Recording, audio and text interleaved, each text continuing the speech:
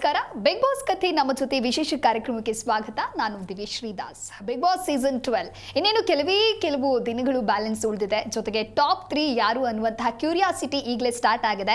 ಹಾಗೆ ನಿನ್ನೆ ಎಪಿಸೋಡ್ನಲ್ಲಿ ಏನೇನು ಆಯಿತು, ಸ್ಪಂದನ ಅವರ ಎಲಿಮಿನೇಷನ್ ಆಗಿದೆ, ಜೊತೆಗೆ ಕೆಲವೊಂದಿಷ್ಟು ಫನ್ ಎಲಿಮೆಂಟ್ ಆಕ್ಟಿವಿಟೀಸ್ಗಳು ಕೂಡ ಆಯಿತು. ಆ ಕುರಿತಂತೆ ಮಾತನಾಡ್ತಾ ಹೋಗೋಣ. ಇದೇ ಈ ಹೊತ್ತಿನ ವಿಶೇಷ ಬಿಗ್ ಬಾಸ್ ಕಥೆ ನಮ್ಮ ಜೊತೆ.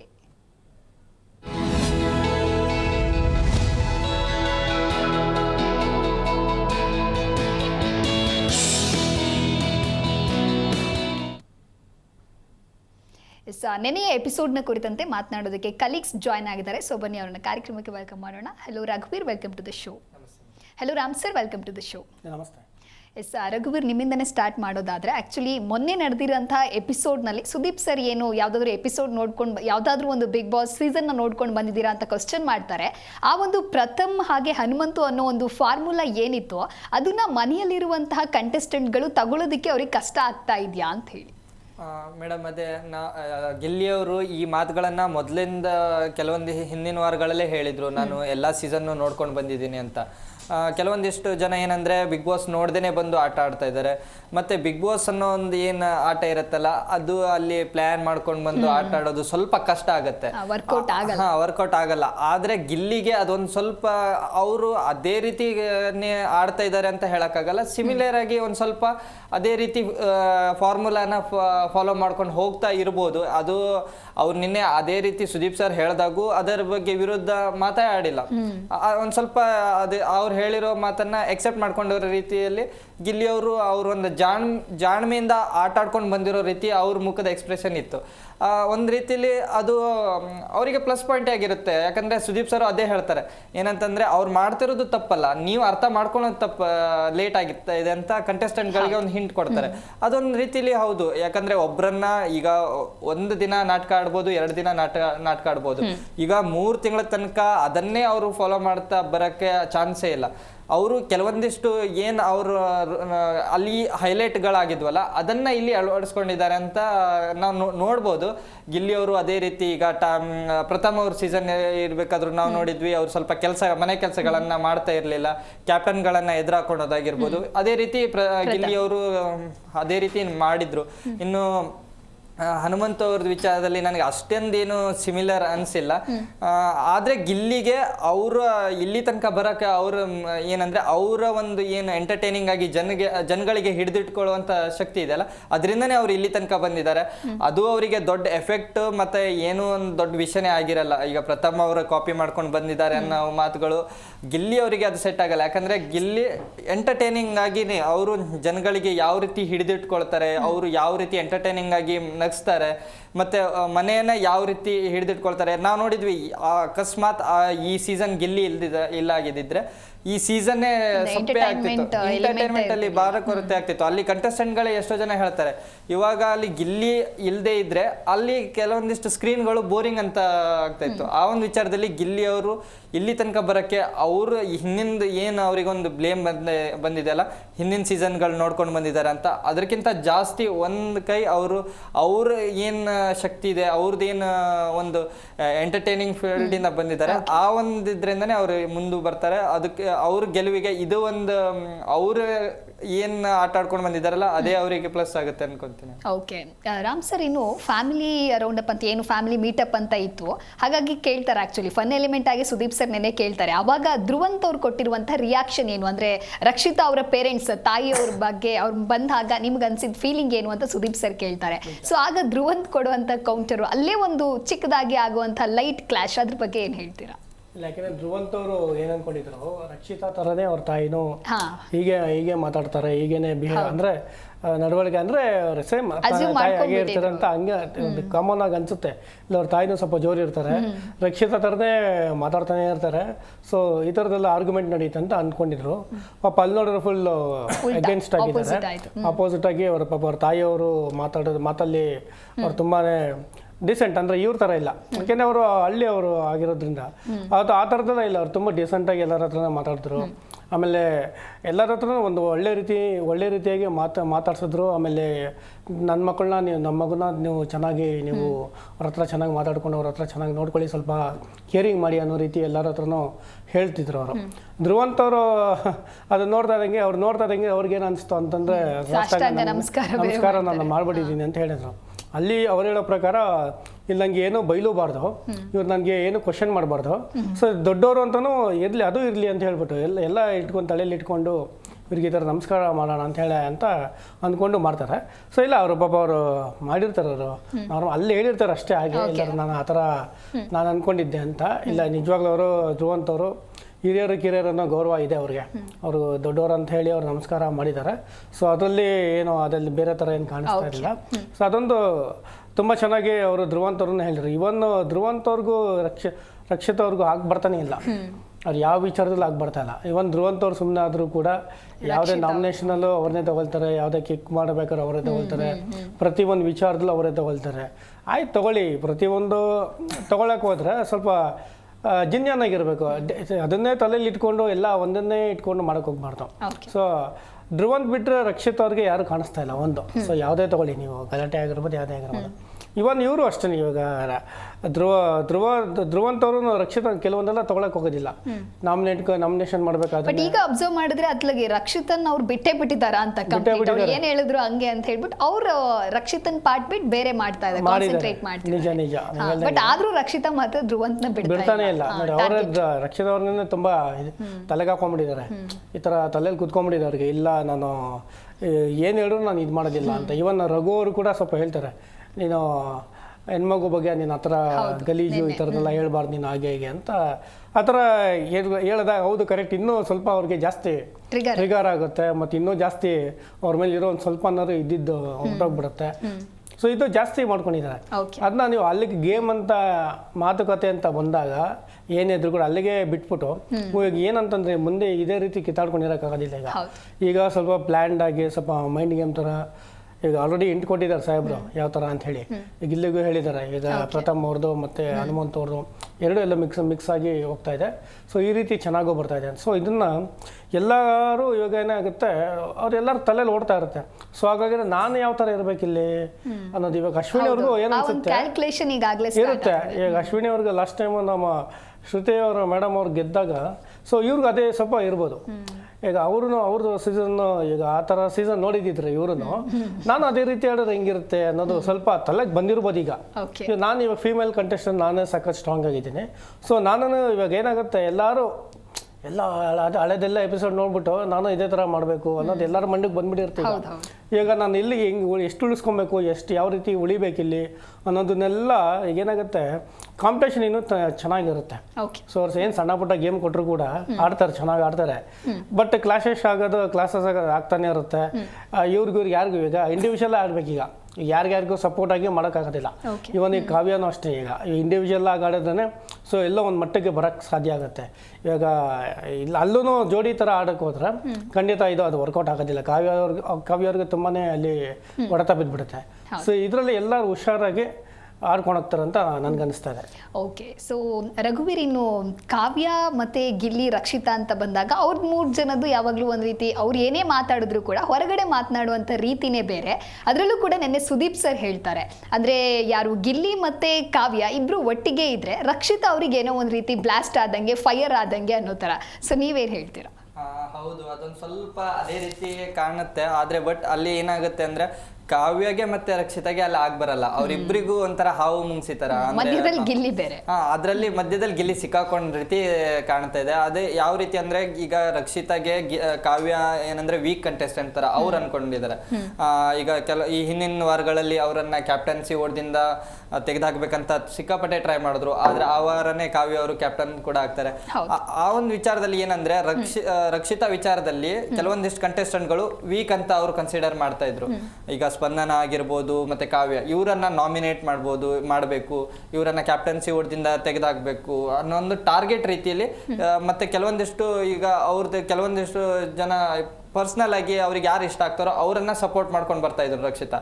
ಅವ್ರಿಗೆ ಯಾರು ಇಷ್ಟ ಆಗಲ್ವೋ ಅವರು ಇವರ ಟಾರ್ಗೆಟ್ ಲಿಸ್ಟಲ್ಲಿ ಇರ್ತಾರೆ. ಅದು ಒಂದು ಲಿಸ್ಟಲ್ಲಿ ಕಾವ್ಯ ಅವರು ಲಿಸ್ಟಲ್ಲಿ ಇರ್ತಾರೆ. ಈ ಒಂದು ವಿಚಾರದಲ್ಲಿ ಗಿಲ್ಲಿ ಸ್ಟ್ರಾಂಗ್ ಕಂಟೆಸ್ಟೆಂಟು.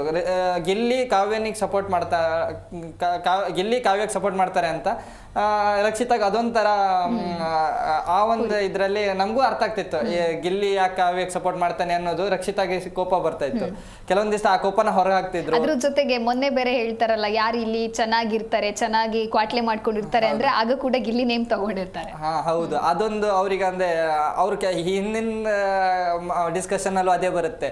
ಗಿಲ್ಲಿಗೆ ಅಣ್ಣ ಅಂತ ಹೇಳಂದಾಗ ಅವ್ರು ಹೇಳಕ್ ಹೋಗೋದಿಲ್ಲ. ಆ ರೀತಿ ಸ್ವಲ್ಪ ಲೈಟ್ ಆಗಿ ಇರ್ಬೋದು ರಕ್ಷಿತಾಗೂ, ಆದ್ರೆ ಗೊತ್ತಿಲ್ಲ. ಅವ್ರಿಲ್ಲ ಅಂತಾನೆ ಹೇಳ್ತಿದ್ದಾರೆ. ಹಾಗಿದ್ರೆ ಅಣ್ಣ ಹೇಳುವಂತ ಈ ರಾಶಿಕಾ ಮತ್ತೆ ಸ್ಪಂದನ ಎಲ್ಲ ಹೇಳಿದ್ರು, ರಕ್ಷಿತಾ ಅದು ಹೇಳಕ್ ಒಪ್ಪಲ್ಲ. ಆ ರೀತಿ ಒಂದು ಬಾಂಡಿಂಗ್ ಇದೆ.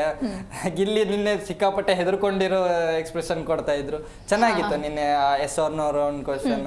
ಸುದೀಪ್ ಸರ್ ಡೈರೆಕ್ಟ್ ಆಗಿ ಈ ವಿಷಯದ ಮೇಲೆ ಚರ್ಚೆ ಮಾಡ್ತಾ ಇರ್ಲಿಲ್ಲ. ನಿನ್ನೆ ಸುದೀಪ್ ಸರ್ ನೇರವಾಗಿ ಚರ್ಚೆಗೆ ಇಳಿತಾರೆ. ಒಂದ್ ಸ್ವಲ್ಪ ಕಾಲೆಳೆಯೋ ರೀತಿ ಇತ್ತು ರಕ್ಷಿತಾಗೆ ಮತ್ತೆ ಗಿಲ್ಲಿಗೆ ಕಾವ್ಯಗೆ. ಚೆನ್ನಾಗಿ. ಓಕೆ ರಾಮ್ ಸರ್, ಇನ್ನು ಬಿಗ್ ಬಾಸ್ ಮನೆಯಲ್ಲಿ ಆಕ್ಚುಲಿ ಯಾರಿಗೆ ಯಾರು ಆಗೋದಿಲ್ಲ ಅನ್ನೋದು ಎಲ್ರಿಗೂ ಗೊತ್ತಿದೆ. ಇನ್ನು ಸುದೀಪ್ ಸರ್ ಅದೇ ಒಂದು ಕಾಂಟೆಕ್ಸ್ಟ್ ಅಲ್ಲಿ ಆಕ್ಚುಲಿ ಕೇಳ್ತಾರೆ, ಅಂದ್ರೆ ಇವ್ರ ಬಗ್ಗೆ ನೀವು ಪಾಸಿಟಿವ್ ಆಗಿ ಹೇಳ್ಬೋದಾ ಅಥವಾ ಇವ್ರ ಬಗ್ಗೆ ನೆಗೆಟಿವ್ ಆಗಿ ಹೇಳ್ಬೋದಾ ಅಂತ. ಎಲ್ಲೋ ಒಂದು ಕಡೆ ಇಷ್ಟು ದಿನ ಆಗಿದ್ದೇ ಬೇರೆ, ಇನ್ಮೇಲೆ ಆಗುವಂಥದ್ದು ಬೇರೆ. ಸೊ ಒಂದು ಬಾಂಡಿಂಗ್ ಕ್ರಿಯೇಟ್ ಮಾಡೋದಕ್ಕೆ ಆ ಟಾಸ್ಕ್ ಕೊಟ್ಟರು ಅಂತ ಫೀಲ್ ಆಯ್ತಾ? ಏನ್ ಹೇಳ್ತೀರಾ? ನಿಜ. ಯಾಕೆಂದ್ರೆ ನೋಡಿ, ಇವಾಗ ಹತ್ರ ಅದೇ ಹೇಳ್ದಂಗೆ ಈಗೆಲ್ಲ ಹತ್ರ ಬರ್ತಾ ಇದೆ. ಈಗ ಏನಾಗುತ್ತೆ, ಯಾವಾಗಲೂ ಕಿತ್ತಾಡ್ಕೊಂಡೆ ಮನಸ್ತಾಪಗಳು ಮಾಡ್ಕೊಂಡಿರೋಕ್ಕಾಗೋದಿಲ್ಲ. ಒಂದ್ ಮೇಲೆ ಒಂದು ಶೋ ಅಷ್ಟೇ ಇದೆ. ಯಾರು ಬೇಗ ಒಬ್ಬರೇ ಗೆಲ್ಲಕ್ಕಾಗುತ್ತೆ. ಸೊ ಅದೇನಾಗುತ್ತೆ, ಇವಾಗ ಆದಷ್ಟು ಸಮಾಧಾನವಾಗಿ ಸರ್ ಯಾವ ರೀತಿ ಹೇಳಿದ್ದಾರೆ ಅಂತಂದ್ರೆ, ಗೇಮ್ ಅಷ್ಟೇ, ಅಲ್ಲಿಗೆ ಅದೇನು ಕಿತ್ತಾಡ್ತೀರೋ ಅಷ್ಟೇ. ಆ ಪ್ಲಾಟ್ಫಾರ್ಮಲ್ಲಿ ಏನು ಇರ್ತಲ್ಲೇ ಮುಗಿಸ್ಬಿಟ್ಟು ಬರಬೇಕು. ಅದನ್ನ ಮನಸ್ಸಲ್ಲಿ ಇಟ್ಕೊಂಡು ಹೊರಗಡೆ ಸಿಕ್ಕಿದ್ರು ಕೂಡ ನೀವು ಅದೇ ಭಾವನೆಯಲ್ಲಿ ಇರೋಕೆ ಹೋಗ್ಬಾರ್ದು ಅನ್ನೋ ರೀತಿ ಅವರು ಈ ಥರ ಹೇಳಿರ್ತಾರೆ. ಸೊ ಅದನ್ನ ಏನಾಗುತ್ತೆ, ಇವಾಗ ನೋಡಿ ಎಲ್ಲರಿಗೂ ಈಗ ಇನ್ನೊಂದು ಅರ್ಥ ಆಗ್ತಿದೆ. ಇವಾಗ ನೋಡಿ, ಈ ವೀಕು ಇಬ್ಬರು ಹೋಗ್ತಾರೆ, ನೆಕ್ಸ್ಟ್ ಆ ಥರ ಇರುತ್ತೆ, ಚಾನ್ಸಸ್ ತುಂಬ ಇರುತ್ತೆ. ಅಥವಾ ಮಧ್ಯರಾತ್ರಿ ಹೋಗೋ ಚಾನ್ಸಸ್ ತುಂಬ ಇರುತ್ತೆ. ಬಿಗ್ ಬಾಸೇ ಕಳಿಸ್ಕೊಡ್ಬೋದು, ಟ್ವಿಸ್ಟ್ ಎಲ್ಲ ಇರುತ್ತೆ. ಸೊ ಇವಾಗ ಅವ್ರಿಗೆ ಅನ್ಸ್ಬಿಟ್ಟಿರುತ್ತೆ, ನಾವು ಸ್ವಲ್ಪ ತಾಳ್ಮೆಯಿಂದ ಇರಬೇಕು. ಏನು ಕಿತ್ತಾಡ್ಕೊಳ್ಳೋದೆಲ್ಲ ಬೇಡ. ಇದು ಏನು ಮನಸ್ತಾಪ ಮಾಡಿ ಏನು ಪ್ರಯೋಜನ ಆಗುತ್ತೆ? ಯಾಕೆಂದ್ರೆ ಎಲ್ಲರೂ ಒಂದೇ ಕಡೆ ವರ್ಕ್ ಮಾಡೋದು, ಫೀಲ್ಡ್ ಒಂದೇ ಅವ್ರದ್ದು. ಅವರೆಲ್ಲ ಆರ್ಟಿಸ್ಟ್ಗಳು ಎಲ್ಲರೂ ಒಂದು ಯಾವ್ದಾರ ಜಾಗದಲ್ಲಿ ಸಿಗಲೇಬೇಕಾಗುತ್ತೆ. ಇಲ್ಲ ಅಂತಂದರೆ ಅದು ಅದೇ ಮನಸ್ತಾಪಗಳಿದ್ರೆ ಸೊ ಅಲ್ಲಿ ಕೆಲಸನೂ ಕರೆಕ್ಟಾಗಿ ಮಾಡೋಕ್ಕಾಗೋದಿಲ್ಲ. ಸೊ ಆ ರೀತಿಯೂ ತುಂಬ ಇರುತ್ತೆ. ಹಾಗಾಗಿ ಅವರು ಸೂಕ್ಷ್ಮವಾಗಿ ಹೇಳಿದ್ರು ಸಾಹೇಬರು ತುಂಬ ಸೂಕ್ಷ್ಮವಾಗಿ ಹೇಳಿದ್ದಾರೆ. ಇದನ್ನು ಇವ್ರು ಯಾರು ಮನಸ್ತಾಪಗಳು ತಗೊಳ್ಳದೇನೆ ಆಡ್ಕೊಂಡು ಹೋದ್ರೆ ಇವ್ರು ಈ ಕಿತ್ತಾಟ ಆಗುತ್ತೆ. ನೋಡಿ, ಟಾಸ್ಕ್ ಅಂತ ಬಂದಾಗ ಅದು ಆಡ್ಲೇಬೇಕು. ಅಲ್ಲೇನ್ ಮನಸ್ತಾಪ ಬರುತ್ತೋ ಬಿಡುತ್ತೋ ಮಾಡಕ್ ಹೋಗ್ಬಾರ್ದು. ಅದೇ ಕ್ಯಾರಿ ಮಾಡಿದ್ರೆ 2 ವೀಕ್ಸ್ 3 ವೀಕ್ಸ್ ಇರುತ್ತೆ. ಅದೇ ತಲೆಯಲ್ಲಿ ಅದೇ ಇರುತ್ತೆ ನಿಮ್ಗೆ. ಏನೋ ಒಂದು 6-7 ತಿಂಗಳು ಅಥವಾ ಒಂದು 2-3 ವರ್ಷನೋ ಅಥವಾ ಆಚೆ ಇರುತ್ತೆ. ಈ ತರ ಇದ್ರೆ ಅದು ನೆಕ್ಸ್ಟ್ ಟಾರ್ಗೆಟ್ ಯಾರು ಅಂತ ನಾವ್ ಈಗಲೇ ಅಸ್ಯೂಮ್ ಮಾಡ್ಬಿಡಬಹುದು. ಯಾರು ಅಶ್ವಿನಿ ಮತ್ತೆ ರಾಶಿಕಾ ಅನ್ನೋದು ನೆನ್ನೆ ಎಪಿಸೋಡ್ ನಲ್ಲಿ ನಮಗೆ ಫಿಕ್ಸ್ ಆಯ್ತು. ಅವ್ರು ಇವ್ರಿಗೆ ಕೊಟ್ಟಿರೋಂತ ಕೌಂಟ್ರು, ಇವ್ರು ಅವ್ರಿಗೆ ಕೊಡುವಂತ ಕೌಂಟರು, ಎಪಿಸೋಡ್ ಮುಗಿದ ತಕ್ಷಣ ಅವ್ರು ಮಾಡಿರುವಂತ ಕನ್ವರ್ಸೇಷನ್. ಸೊ ಎಲ್ಲೋ ನೆಕ್ಸ್ಟ್ ಮತ್ತೆ ಬಿಗ್ ಫೈಟ್ ನಡಿಬೋದಾ ಅಂತ. ಯಾಕೆಂದ್ರೆ ನೋಡಿ, ರಾಶಿಕಾ ಅವರು ಅಶ್ವಿನಿ ಅವ್ರದ್ದು ಒಂದೊಳ್ಳೆ ಫ್ರೆಂಡ್ಶಿಪ್ ಬಾಂಡಿಂಗು ಇತ್ತು. ಸೊ ರಾಶಿಕಾ ಅವ್ರು ಹೇಳೋ ಪ್ರಕಾರ ನನ್ನ ಹತ್ರ ಚೆನ್ನಾಗಿದ್ರೆ ಮಾತ್ರ ಅವ್ರು ನನಗೆ ಸಪೋರ್ಟಿವ್ ಆಗಿ ಮಾತಾಡ್ತಾರೆ, ಇಲ್ಲ ಅಂತಂದ್ರೆ ಅವ್ರು ಮಾತಾಡೋದಿಲ್ಲ. ಸೊ ನಾನು ಯಾವಾಗ ಅವ್ರಿಗೆ ಎಗೇನಿಸ್ಟ್ ಆಗಿ ಏನಾದರೂ ಗೇಮಲ್ಲಿ ನಿಂತ್ಕೊಂಡಾಗ ಅಥವಾ ಮಾತಾಡಿದಾಗ ನನ್ನನ್ನು ಅವರ ಈ ನಾಮಿನಿ ಪ್ರಕ್ರಿಯೆದಲ್ಲೂ ನನ್ನೇ ಮಾಡ್ತಿದ್ದಾರೆ.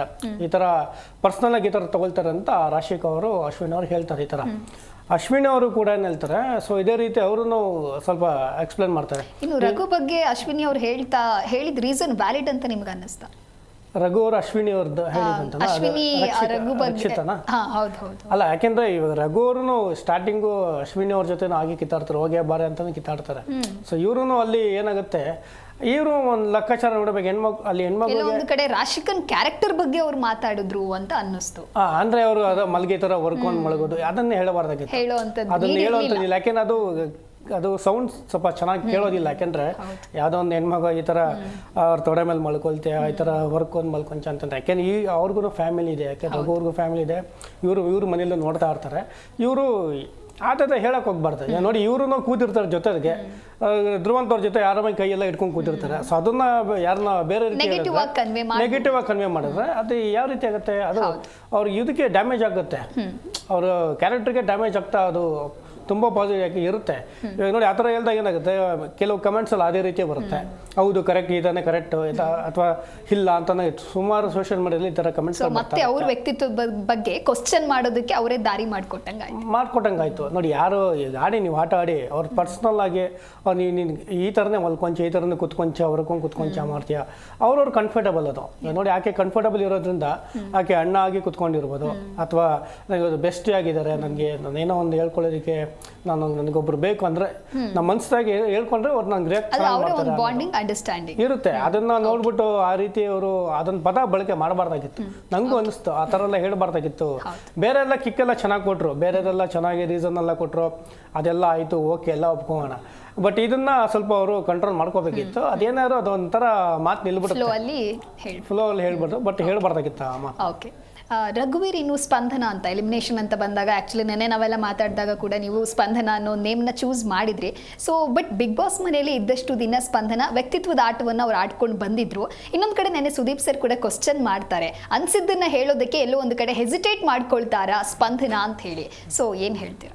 ನನ್ನ ಪ್ರಕಾರನೂ ಅವರು ಜಾಸ್ತಿ ಕಡೆ ಎಲ್ಲೂ ಹೆಸಿಟೇಟ್ ಮಾಡ್ಕೊಂಡಿರೋ ರೀತಿ ಕಂಡಿಲ್ಲ. ಯಾಕಂದರೆ ಅವರು ಕೆಲವೊಂದಿಷ್ಟು ಕಡೆ ಈಗ ಗಿಲ್ಲಿ ಅವ್ರ ಜೊತೆನೇ ಚೆನ್ನಾಗೇ ಇರ್ತಿದ್ರು, ಅಂದರೆ ಫ್ರೆಂಡ್ಶಿಪ್ಪಲ್ಲೇ ಇರ್ತಿದ್ರು. ಆದರೆ ಗಿಲ್ಲಿ ತಪ್ಪು ಮಾಡಿದಾಗ ನನಗೆ ಮೊದಲೇ ಒಂದು ಧ್ವನಿ ಕೇಳ್ತಾ ಇರ್ತಿತ್ತು, ಅದು ಸ್ಪಂದನ ಅವ್ರದ್ದೇ. ಗಿಲ್ಲಿ ಅದು ನೀನು ಮಾಡ್ತಿರೋದು ತಪ್ಪು ಅಂತ ಹೇಳೋ ವಿಚಾರ ಆಗಿರ್ಬೋದು. ಆಸ್ ಎ ಕ್ಯಾಪ್ಟನ್ ಆಗಿ ನೀವು ಮಾಡ್ತಿರೋದು ತಪ್ಪು, ಸುಮ್ಮನೆ ಜಗಳ ಆಡ್ತಿದ್ಯಾ, ಈ ಥರದ್ದೆಲ್ಲ ಹೇಳ್ತಾ ಬಂದಿದ್ರು. ಎಲ್ಲ ಸೀಸನ್ ಸ್ಟಾರ್ಟಿಂಗಿಂದಲೂ ಈ ರೀತಿ ಒಂದು ಅವ್ರದ್ದೊಂದು ಧ್ವನಿ ಎತ್ತಾನೆ ಇದ್ರು ಅವರು ಕೆಲವೊಂದಿಷ್ಟು ಕಡೆ. ಆದ್ರೆ ಅವ್ರ ಧ್ವನಿ ಮತ್ತು ದೊಡ್ಡದಾಗಿ ಬೇರ್ಬೇಕಿತ್ತು ಅಂತ ನೆಗೆಟಿವ್ ಆಯ್ತಾ? ಹೌದು. ಅಂದ್ರೆ ಸ್ವಲ್ಪ ಅಂದ್ರೆ ಈಗ ಒಂದ್ ಸ್ವಲ್ಪ ಸೆನ್ಸಿಟಿವ್ ಇದ್ರು ಅಂತ ಅನ್ಸುತ್ತೆ. ಒಂದ್ ಸ್ವಲ್ಪ ಈಗ ರಾಶಿಕಾನು ನೋಡಿ ಅವ್ರ ಹಾಗೆ ಇದ್ರು, ಆದ್ರೆ ರಾಶಿಕಾ ಅವರು ಕೆಲವೊಂದಿಷ್ಟು ಕಡೆ ನೆಗೆಟಿವ್ ಟಾಪಿಕ್ ಅಲ್ಲೂ ಗುರ್ಸ್ಕೊಂಡ್ರು. ಆದ್ರೆ ಸ್ಪಂದನ ಅವರು ಆ ಕ್ಯಾಟಗರಿಲೂ ಅಂದ್ರೆ ನೆಗೆಟಿವ್ ಆಗೂ ಹೆಚ್ಚು ಗುರ್ಸ್ಕೊಂಡಿಲ್ಲ, ಒಂದ್ ಸ್ವಲ್ಪ ಪಾಸಿಟಿವ್ ಆಗೇ ಇದ್ರು. ಕೆಲವೊಂದಿಷ್ಟು ಕಡೆ ಮಾತಾಡ್ಬೇಕಾದ್ರಲ್ಲಿ ಮಾತಾಡಿದ್ರು, ಆದ್ರೆ ಧ್ವನಿ ಹೆಚ್ಚಿರೋದು ರಾಶಿಕಾ ಅವರು. ಅಂದ್ರೆ ಒಂದ್ ಸ್ವಲ್ಪ ಅವ್ರು ಗುರ್ಸ್ಕೊಳ್ತಾರೆ ಅನ್ನೋ ಒಂದು ಆ ಒಂದು ಮೆಥಡ್ ಅಲ್ಲಿ ರಾಶಿಕಾಗಿಂತ ಸ್ಪಂದನ ವೀಕ್ ಅಂತ ಎಲ್ಲೋ ಒಂದ್ ಕಡೆ ಜನರಿಗೂ ಅನ್ಸ್ಬೋದು. ಕೊನೆಯಲ್ಲಿ ಅವ್ರಿಬ್ರೇ ಉಳ್ಕೊಂಡಿರ್ತಾರೆ. ರಾಶಿಕಾನು ಅವರಿಗೂ ಆ ಒಂದು ಪೊಟೆನ್ಶಿಯಲ್ ಇದೆ, ಯಾಕಂದ್ರೆ ಟಾಸ್ಕ್ ವಿಚಾರದಲ್ಲೂ ಅವರು ಚೆನ್ನಾಗಿ ಟಾಸ್ಕ್ ಅನ್ನ ಆಡ್ತಾ ಇದ್ರು. ಸ್ಪಂದನ ಅವರು ಸ್ವಲ್ಪ ಟಾಸ್ಕ್ ವಿಚಾರದಲ್ಲಿ ಹಿಂದೆನೆ ಇದ್ರು, ಮತ್ತೆ ಮಧ್ಯದಲ್ಲಿ ಒಂದು ಟಾಸ್ಕ್ ಅಲ್ಲಿ ಅವರು ಕ್ಯಾಪ್ಟನ್ಸಿ ಆಗ್ಬೇಕಾದ್ರೂ ಒಂದ್ ಸ್ವಲ್ಪ ಅವ್ರೇನಂದ್ರೆ ಇಂಜುರಿ ಆಗಿ ಬೇರೆಯೊಬ್ಬರ ಸಹಾಯದಿಂದ ಕ್ಯಾಪ್ಟನ್ ಆಗಿರ್ತಾರೆ. ಆ ಒಂದು ಕ್ಯಾಪ್ಟನ್ಸಿನೂ ಹೆಚ್ಚು ದಿನ ಇರಲ್ಲ, ಒಂದ್ 2-3 ದಿನದಲ್ಲೇ ಮತ್ತೆ ವಾಪಸ್ ಕಿತ್ಕೊಂಡ್ಬಿಡ್ತಾರೆ ಕ್ಯಾಪ್ಟನ್ಸಿನ. ಚೆನ್ನಾಗೇ ಆಟ ಆಡ್ಕೊಂಡು ಬಂದಿದ್ರು ಸೀಸನ್ ಇಂದನು. ಒಂದು ಒಳ್ಳೆ ಒಂದು ಹೆಸರು ಇಟ್ಕೊಂಡು ಬಂದ್ರು, ಎಲ್ಲೂ ಯಾವುದೇ ಒಂದು ಹೆಚ್ಚು ಕಾಂಟ್ರವರ್ಸಿಯಲ್ ಗುರ್ಸ್ಕೊಂಡಿಲ್ಲ, ಚೆನ್ನಾಗಿ ಆಟ ಆಡಿದ್ರು. ಎಲ್ಲಿ ಕೆಲವೊಂದಿಷ್ಟು ಕಡೆ ಧ್ವನಿ ಎತ್ತಬೇಕಿತ್ತು ಅಲ್ಲಿ ಕೆಲವೊಂದಿಷ್ಟು ಕಡೆ ಧ್ವನಿ ಎತ್ತಿದ್ದಾರೆ. ಇನ್ನೂ ಕೆಲವೊಂದಿಷ್ಟು ಕಡೆ ಧ್ವನಿ ಎತ್ತಿದ್ರೆ ಇನ್ನೂ ಬಿಗ್ ಬಾಸ್ ಮನೆ ಸ್ವಲ್ಪ ದಿನ ಇರ್ತಿದ್ರು. ಇಷ್ಟು ದಿನ ಬಂದಿರೋದು ಕೆಲವೊಂದಿಷ್ಟು ಜನ ಹೇಳ್ತಾರೆ ಅವರು ಒಂದ್ ಸ್ವಲ್ಪ ಅದಕ್ಕೆ ಬಂದಿರೋದಂತ ಹೇಳ್ತಾರೆ. ಆದ್ರೆ ನನ್ಗಂತೂ ಎಲ್ಲೂ ಅನ್ಸಿಲ್ಲ, ಅವರು ಆಟನೂ ಆಡಿದ್ದಾರೆ. ಕೆಲವೊಂದಿಷ್ಟು ಕಡೆ ಟಾಸ್ಕ್ ಬಿಗ್ ಬಾಸ್ ಮನೆ ಅಂತ ಹೇಳಿದಾಗ ಟಾಸ್ಕೇ ಎಲ್ಲದಕ್ಕೂ ಕನ್ಸಿಡರ್ ಆಗಲ್ಲ. ಕೆಲವೊಂದಿಷ್ಟು ಕಡೆ ಅವರು ಫ್ರೆಂಡ್ಶಿಪ್ ಮಾಡ್ಕೊಂಡಿದ್ದಾರೆ. ಅವರು ಈಗ ಧನುಷ್ ಅವ್ರ ಜೊತೆ ಇರೋದು ಫ್ರೆಂಡ್ಶಿಪ್, ಕಾವ್ಯ ಅವ್ರ ಜೊತೆ, ಮತ್ತೆ ಗಿಲ್ಲಿನೂ ಅವರಿಬ್ರು ಕಾಲು ಹೇಳ್ಕೊಳ್ತಾ ಇದ್ರು, ಕಳ್ಳಪುಟ್ಟಿ ಅಂತ ಏನೋ ಒಂದು ಟ್ಯಾಗ್ ನೇಮ್ ಎಲ್ಲ ಇಟ್ಕೊಂಡು ಅದೇ ಒಬ್ರಿಗೊಬ್ರು ಕಾಲು ಹೇಳ್ಕೊಳ್ಳೋದಾಗಿರ್ಬೋದು. ಚೆನ್ನಾಗಿ ಆಟ ಆಡ್ಕೊಂಡು ಬರ್ತಾ ಇದ್ರು. ಅವ್ರ ಇಷ್ಟು ದಿನ ಆಟ ಆಡ್ಕೊಂಡ್ ಬಂದಿರೋ ಜರ್ನಿ ಚೆನ್ನಾಗಿತ್ತು ಅಂತ. ಓಕೆ ಸರ್, ರಾಮ್ ಸರ್, ಸ್ಪಂದನ ಅವರ ಎಲಿಮಿನೇಷನ್ ಬಗ್ಗೆ ಏನ್ ಹೇಳ್ತೀರಾ? ನೋಡಿ ಆಕ್ಚುಲಿ ಅವ್ರಿಗೆ ಸ್ಪಂದನ ಅವ್ರಿಗೆ 2-3 ಸತಿ ಚಾನ್ಸ್ ಸಿಗುತ್ತೆ. ಸೊ ಅವ್ರನ್ನ ಸ್ವಲ್ಪ ಎಚ್ಚೆತ್ಕೊಬೇಕಿತ್ತು. ನೋಡಿ ಈಗ ರಕ್ಷಿತಾ ಅವ್ರ ಹತ್ರ ವಾಯ್ಸ್ ರೈಸ್ ಮಾಡಿದ್ರು, ನೋಡ್ಬೇಕಿತ್ತು ಲಾಸ್ಟ್ ವೀಕಲ್ಲಿ. ಅವ್ರ ಹತ್ರ ಗಲಾಟೆ ಮಾಡ್ತಾರೆ, ಅದಂಗೆ ನೀನು ಈ ಥರ ಎಲ್ಲ ಮಾತಾಡ್ತಾ ನೀನು ಅಂತ. ಸೊ ಇದೇ ಸ್ಟ್ಯಾಂಡಾಗಿ ತೊಗೊಳ್ಬೇಕು ಅಂತ ಇದ್ದಿದ್ದು, ಅದು ಆ್ಯಕ್ಚುಲಿ ಇದ್ದಿದ್ದು. ಇವರೆಲ್ಲ ಕೆಲವರಿಗೆಲ್ಲ ನೋಡಿ ಏನಾಗುತ್ತೆ, ಅವರು ಕಂಫರ್ಟ್ ಝೋನ್ ಮಾಡ್ಕೊಂಡ್ಬಿಟ್ಟಿದ್ರು. ಕಾವ್ಯ ಅವರಾಗಿರ್ಬೋದು, ರಾಶಿಕಾ ಗಿಲ್ಲಿ ಅವರು, ಇವರೆಲ್ಲ 3-4 ಜನ ಅಷ್ಟೇ ಇರ್ತಾ ಇದ್ದಿದ್ದು. ಅವರು ಎಲ್ಲರ ಹತ್ರ ನಿಂಗಲ್ಲ ಆ ಥರ ಆಗ್ತಿರ್ಲಿಲ್ಲ. ಸೊ ಗೇಮ್ ಅಂತ ಬಂದಾಗ ಅಲ್ಲಿ ಕಾಣಿಸ್ಕೊಳ್ಳೋರು. ಸೊ ಆಮೇಲೆ ವಾಯ್ಸ್ನ ಅಂದರೆ ಅವ್ರದ್ದೇ ಜಾಸ್ತಿ ಹೋಗ್ತಿತ್ತು, ಅಂದರೆ ಗಿಲ್ಲಿ ಎಲ್ಲಿರ್ತಾರೋ ಅಲ್ಲೇ ಫೋಕಸ್ ಆಗ್ತಿತ್ತು. ಸೊ ಇದು ಏನಾಗಿದೆ, ಇವ್ರು ಇಷ್ಟೇ ಜನ ನನಗೆ ಫ್ರೆಂಡು, ಯಾರು ಇಲ್ಲ ನನಗೆ ಅನ್ನೋ ರೀತಿ ಅವ್ರಿಗೆ ಅದೊಂದು ಮಾಡ್ಕೊಬಾರ್ದಾಗಿತ್ತು. ಅವರು ಅದೇನು ಕಂಫರ್ಟ್ ಝೋನ್ ಅಂತೇನು ಅದನ್ನು ಮಾಡ್ಕೊಳ್ಬಾರ್ದಾಗಿತ್ತು. ಎಲ್ಲರ ಹತ್ರ ಚೆನ್ನಾಗಿ ಇಟ್ಕೊಂಡು, ಅಂದರೆ ಎಲ್ಲಿ ಸ್ಟ್ಯಾಂಡಾಗಿ ನಿಂತ್ಕೊಳ್ಬೇಕು ಅಲ್ಲಿ ನಿಂತ್ಕೊಳ್ಬೇಕಿತ್ತು. ಸೊ ಸುಮಾರು ಕಡೆ ನಿಂತ್ಕೊಳ್ಳೋದಿಲ್ಲ. ಇವನ್ ಅಶ್ವಿನಿ ಅವರು ಕೆಲವೊಂದೆಲ್ಲ ಅವಾಗ ಮಾತಿಗೆ ಬಂದು ನಡೀತಾ ಇರುತ್ತೆ. ಸೊ ಅಲ್ಲಿಗೆ ಅಲ್ಲಿ ಹಂಗೆ ಅಷ್ಟು ಈ ರೇಂಜಲ್ಲಿ ಅವರು ಸ್ಟ್ಯಾಂಡಾಗಿ ನಿಂತ್ಕೊಂಡು ಕ್ವಶನ್ ಮಾಡೋದಾಗಿರ್ಬೋದು, ಈ ಥರದ್ದೆಲ್ಲ ಮಾಡೋದಿಲ್ಲ. ಅಷ್ಟಕ್ಕೆ ಸುಮ್ಮನೆ ಹೊರಟೋಗ್ತಾರೆ, ಆಯಿತು ಅಂದ್ಬಿಟ್ಟು ಹೊರಗ್ತಾರೆ. ಸೊ ಅದನ್ನು ಅವರು ಬಿಗಿನಿಂಗಿಂದನೇ ಆ ಥರ ಏನು ಸ್ಟ್ಯಾಂಡಾಗಿ ತೊಗೊಂಡು ಬಂದಿದ್ದಾರೆ. ಸೊ ಇವಾಗ ಅವ್ರು ಹೋಗ್ತಾ ಚಾನ್ಸ್ ನೋಡಿ, ರಾಶಿಕ್ ಅವ್ರನ್ನ ನೀವು ಕಂಪೇರ್ ಮಾಡಿದ್ರೆ ಅವರು ಪ್ರತಿಯೊಂದು ಸ್ವಲ್ಪ ಹೇಳಿದ್ರೆ ಸಾಕು ಅವರು. ಸೊ ಅಲ್ಲೇ ಅವರು ಸ್ಟ್ಯಾಂಡ್ ತೊಗೊಳ್ತಾರೆ, ಮಾತಾಡ್ತಾರೆ, ಅದೇ ನಿಜ ಕ್ಲಾರಿಟಿ ಕೊಡುವಂಥ ಅಲ್ಲೇ ನಿಂತ್ಕೊಳ್ತಾರೆ. ಸೊ ಅದು ಆ ಥರ ತೊಗೊಳ್ಬೇಕಿತ್ತು. ಸೊ ಈ ಥರ ಸ್ಪಂದನ ಅವ್ರು ನಾವೆಲ್ಲೂ ಆ ಥರ ನೋಡೇ ಇಲ್ಲ. ಮೊನ್ನೆ ಲಾಸ್ಟ್ ವೀಕ್ ರಕ್ಷಿತ್ ಅವ್ರ ಜೊತೆ ಆ ಥರ ಆಗಿದ್ದು ಬಿಟ್ರೆ, ಅದು ಬಿಟ್ಟರೆ ಹಳೇದೆಲ್ಲೂ ನೋಡೇ ಇಲ್ಲ ನಾವು. ಯಾರ ಹತ್ರ ಈ ಥರ ಸ್ಟ್ಯಾಂಡ್ ಆಗಿ ನಿಂತ್ಕೊಂಡು ಧ್ರುವಂತ್ ಅವ್ರ ಜೊತೆ ಒಂದು ಬಿಗಿನಿಂಗ್ ಒಂದು ಅದೊಂದು ಆಯಿತು. ಬಟ್ ಎಲ್ಲರ ಹತ್ರ ಇವರು ಏನಾಗುತ್ತೆ ಅದೇ ಕನ್ಫರ್ಟ್ ಝೋನ್ ಮಾಡಿಕೊಂಡು ಎಲ್ಲರ ಹತ್ರ ಜಾಸ್ತಿ ಸೇರ್ಲೂ ಇಲ್ಲ.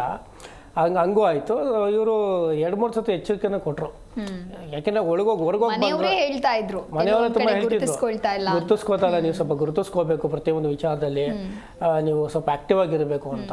ಹಾಗಾದ್ರೂ ಅಲರ್ಟ್ ಆಗ್ಬೇಕಿತ್ತು. ಬಟ್ ಅವರದು ಆಗ್ಲಿಲ್ಲ. ಅದೊಂದು ಸ್ವಲ್ಪ ಅವ್ರು ಕರೆಕ್ಟಾಗಿ ಎಲ್ಲ ಕಡೆ ಆಕ್ಟಿವ್ ಆಗಿದ್ದು, ಎಲ್ಲ ಕಡೆ ಎಲ್ಲರ ಹತ್ರ ಚೆನ್ನಾಗಿದ್ದು, ಅಂದ್ರೆ ಎಲ್ಲರ ಹತ್ರ ಚೆನ್ನಾಗಿದ್ದು ಅಂತ ಅನ್ನೋದಕ್ಕಿಂತ ಕಮ್ಯುನಿಕೇಟ್ ಮಾಡ್ಬಿಟ್ಟಿದ್ರೆ, ಒಂದು ಕಮ್ಯುನಿಕೇಶನ್ ಎಲ್ಲರ ಹತ್ರ ಚೆನ್ನಾಗಿ ಇಟ್ಕೊಂಡ್ಬಿಟ್ಟಿದ್ರೆ, ಸೊ ಕಿತ್ತಾಡ್ಲೇಬೇಕೀಗ. ಏನಾಗುತ್ತೆ, ಆ ಥರ ಕಿತ್ತಾಡಿದ್ರೆ ನಮ್ಮಲ್ಲಿ ಫ್ರೇಮಲ್ಲಿ ಕಾಣೋದಲ್ಲಿ ಆ ಥರ ಆಗ್ಬಿಟ್ಟಿದೆ. ಆ ಥರದ್ದು ಇಲ್ಲ ಅಲ್ಲಿ. ಆ ಥರದ್ದು ಇದ್ದಿದ್ರೆ ಅವರು ಹೋಗೋ ಚಾನ್ಸಸ್ ಈ ವೀಕ್ ಆಗ್ತಾರಿಲ್ಲ ಅಂತ ನಂಗೆ ಅನಿಸ್ತಿತ್ತು. ರಘುವೀರ್, ಇನ್ನು ಸುದೀಪ್ ಸರ್ ಗಿಲ್ಲಿಗೆ ಅಂದ್ರೆ SR ನೋ ಕ್ವಶನ್ ಬಂದಾಗ ಹೇಳ್ತಾರೆ, ಗಿಲ್ಲಿಗೆ ಯಾರ ಬಗ್ಗೆ, ಕಾವ್ಯನ ಬಗ್ಗೆ ಏನಾದ್ರೂ ನೆಗೆಟಿವ್ ಇದ್ರೂ ಕೂಡ ಹೇಳೋದಕ್ಕೆ ಅವ್ರಿಗೆ ಮನ್ಸಿಲ್ಲ ಅಂತ. ಸೊ ಇದ್ರ ಬಗ್ಗೆ ನೀವೇನ್ ಹೇಳ್ತೀರಾ? ಹೌದು, ಗಿಲ್ಲಿಗೆ ಅದೊಂದು ಇದೆ ಮೇಡಮ್. ಅಂದ್ರೆ ಕಾವ್ಯ ಅವ್ರ ಬಗ್ಗೆ ನೆಗೆಟಿವ್ ಇದೆ, ಬಟ್ ಅವ್ರಿಗೆ ಹೇಳೋದಕ್ಕೆ ಆಗ್ತಾ ಇಲ್ಲ ಅಂತ. ಹೌದು, ಅಂದ್ರೆ ಅದೇ ಯಾಕೆ ಹೇಳ್ತಾ ಇಲ್ಲ? ಅದೇ ಫ್ರೆಂಡ್ಶಿಪ್ ಅನ್ನೋ ಒಂದು ವಿಚಾರಕ್ಕೆ. ಮತ್ತೆ ಕಾವ್ಯ ಸ್ವಲ್ಪ ಸಿಟ್ಟಿಂದ ಇದ್ದು ಅವ್ರಿಗೆ ಗೊತ್ತಿದೆ, ಬೇಗ ಫ್ರೆಂಡ್ಶಿಪ್ ಬ್ರೇಕ್ ಆಗತ್ತೆ ಅನ್ನೋ ಕಾರಣ. ಫ್ರೆಂಡ್ಶಿಪ್ ಬ್ರೇಕ್ ಆಗುತ್ತೆ ಅನ್ನೋಕ್ಕಿಂತ ಸ್ವಲ್ಪ ಸಿಟ್ ಮಾಡ್ಕೊಂಡ್ರೆ ಮತ್ತೆ ಅಲ್ಲಿ ಅವ್ರ ಆಟಕ್ಕೆ ಹಾಳಾಗ್ಬೋದು ಅನ್ನೋ ಒಂದು ಅಂದ್ರೆ ಅದು ತೀರಾ ಏನ್ ನೆಗೆಟಿವ್ ಇರೋದಿಲ್ಲ. ಈಗ ಸಣ್ಣ ಪುಟ್ಟ ಇರುತ್ತಲ್ಲ, ಆ ನೆಗೆಟಿವ್ ಅಷ್ಟೇ ಹೇಳ್ತಿದ್ದೀನಿ. ಅಂದ್ರೆ ಕೆಲವೊಂದಿಷ್ಟು ಸ್ಟ್ಯಾಂಡ್ ತಗೊಳ್ಳೋ ವಿಚಾರ ಅಂತವಕ್ಕೆಲ್ಲ ಅಂದ್ರೆ ಅವಾಗೆಲ್ಲ ಸ್ಟ್ಯಾಂಡ್ ತಗೊಳ್ತಾ ಇರ್ತಾರೆ. ಸಣ್ಣ ಪುಟ್ಟ ವಿಚಾರ ಇರುತ್ತೆ, ಒಬ್ರಿಗೊಬ್ರು ಕಾಲು ಹೇಳೋ ವಿಚಾರ ಆಗಿರ್ಬೋದು. ಮತ್ತೆ ಗಿಲ್ಲಿನ ಕೆಲವೊಂದಿಷ್ಟು ಕಡೆ ಬಿಟ್ಕೊಟ್ಟಿರ್ತಾರೆ, ಅವಾಗ್ಲೂ ಗಿಲ್ಲಿ ಅವರು ಅದ್ರ ಬಗ್ಗೆ ಮಾತಾಡಿರಲ್ಲ. ಹಿಂದಿನ ವಾರಗಳಲ್ಲಿ ಅವರಿಗೆ ನಾಮಿನೇಟ್ ಮಾಡಿರ್ತಾರೆ. ಮತ್ತೆ ಹಾವು ಎಣ್ಣೆ ಟಾಸ್ಕ್ ಅಲ್ಲಿ ಹಾವು ಅಂತ ಏನೋ ಕೊಟ್ಟಿರ್ತಾರೆ. ಆ ಒಂದು ವಿಚಾರದಲ್ಲೂ ಅವರು ಅದ್ರ ಬಗ್ಗೆ ಜಾಸ್ತಿ ಮಾತಾಡಲ್ಲ. ಆ ಒಂದು ವಿಚಾರದಲ್ಲಿ ಗಿಲ್ಲಿ ಅವರು ಸ್ವಲ್ಪ ಹಿಂದೆ ಉಳಿತಾರೆ ಅಂತ ಅನ್ಸುತ್ತೆ. ಕಾವ್ಯ ಅವ್ರ ವಿಚಾರದಲ್ಲಿ ಬೇರೆಯವರಿಗಾದ್ರೆ ನೇರವಾಗಿ ಮಾತಾಡ್ತಾರೆ, ಮುಖಕ್ಕೆ ಹೊಡೆದಂಗೆ. ಅಶ್ವಿನಿ ಅವರಿಗೆಲ್ಲ ಸ್ವಲ್ಪ ಡೈರೆಕ್ಟ್ ಆಗಿ ಮಾತಾಡ್ತಾರೆ. ಕಾವ್ಯ ವಿಚಾರದಲ್ಲಿ ಸ್ವಲ್ಪ.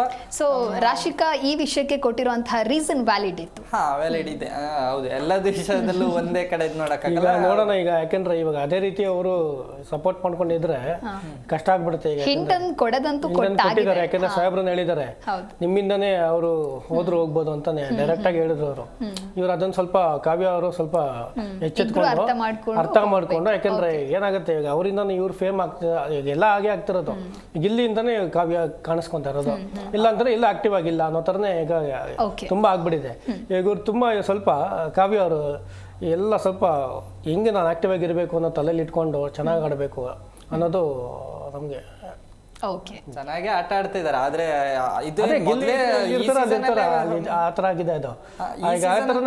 ಹಿಂದಿನ ಸೀಸನ್ ಗಳಲ್ಲೂ ಇದೇ ರೀತಿ ಫ್ರೆಂಡ್ಶಿಪ್ ಬಾಂಡಿಂಗ್ ಇಟ್ಕೊಂಡು ಕೊನೆ ತನಕ ಬಂದಿರೋದಿದೆ. ಆದ್ರೆ ಏನಂದ್ರೆ ಇವ್ರಿಬ್ರೇ ಬ್ರೇಕ್ ಆಗಿದ್ದು ಇದೆ. ಅಂದ್ರೆ ಇವ್ರು ಇಬ್ರಿಂದ ಇರೋದ್ರಿಂದನೇ ಒಬ್ರಿಗೊಬ್ರು ಮುಳುವಾಗುತ್ತೆ. ಅಂದ್ರೆ ಅದು ನನ್ಗೆಲ್ಲೊಂದ್ ಕಡೆ ಸರಿ ಅನ್ಸಲ್ಲ. ಯಾಕಂದ್ರೆ ಅದು ಅವರಿಗೆ ರಿಯಲೈಸ್ ಇಷ್ಟೊತ್ತಿಗಾಗ್ಲೇ ಆಗ್ಬೇಕಿತ್ತು, ಅವ್ರು ದೂರ ಆಗ್ಬೇಕಿತ್ತು.